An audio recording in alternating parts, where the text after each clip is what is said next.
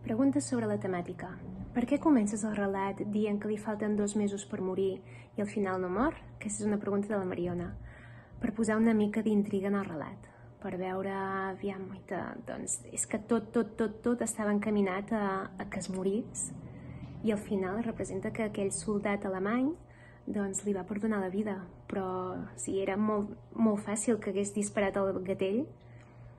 Hauria estat més normal, entre cometes, perquè estaven en guerra, que hagués disparat el gatell que no.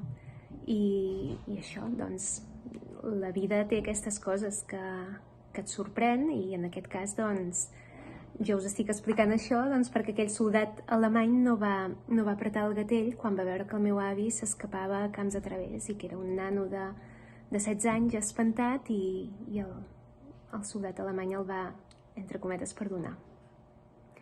Com i per què decideixes fer una història sobre la Guerra Civil? Aquesta és d'en Bernat i Luc. Doncs això, perquè hi ha molts silencis. Estem acostumats a tota aquesta època dels meus avis, que hi van haver com molts silencis i que no es va explicar què havia passat i es tenia molta por.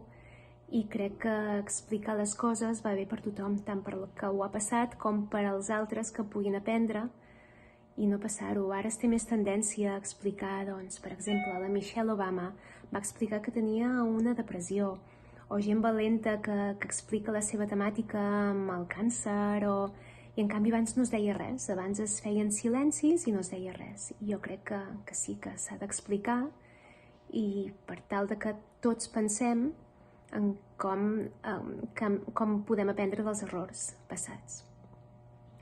Creus que és important seguir parlant avui en dia del tema que tractes en el relat? Pregunta d'en Martí.